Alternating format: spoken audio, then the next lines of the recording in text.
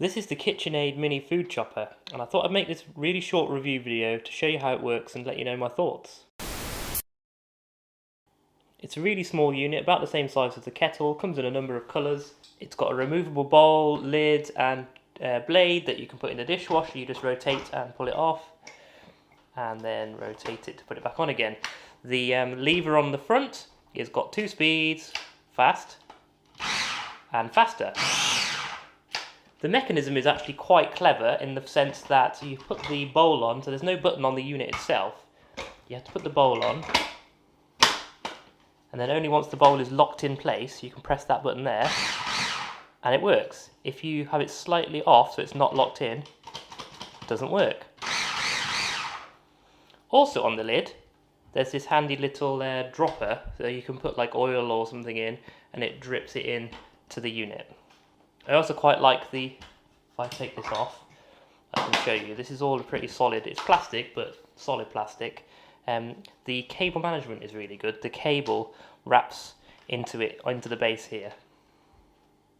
So to demonstrate a few common kitchen tasks, I've got some onions, cheese, bread to make breadcrumbs, and some garlic cloves, and I'm going to blend each of them up and show you how it does. Before I put stuff in, I should show you, the lid comes off by like rotating it, and then pulls off.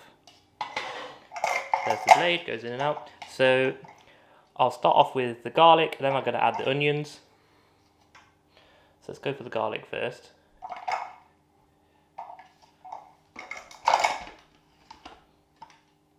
So obviously I can't do anything without the lid on because the button's not there. Pretty good safety feature. And here goes the garlic.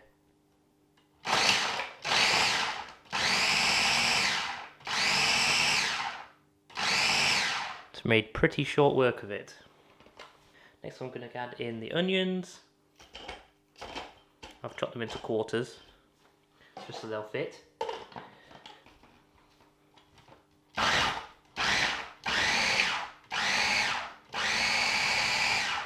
Give it a go on number 2, why not?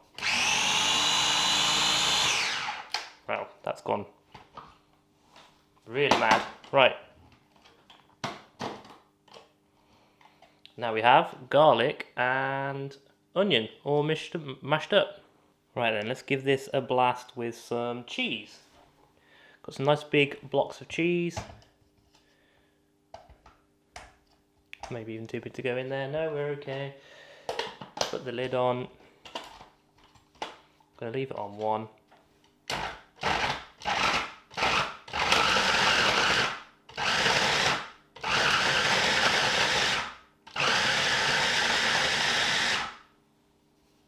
That has done.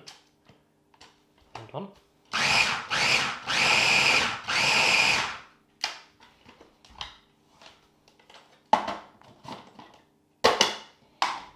A pretty amazing job of grating the cheese. Obviously, if you want it like in nice long strands like you would get from a grater, it's not going to do that, but nice and small. And finally, let's do some bread. Make some breadcrumbs.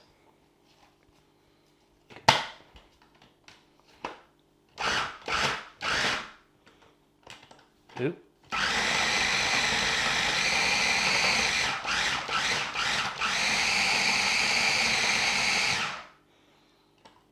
Breadcrumbs complete.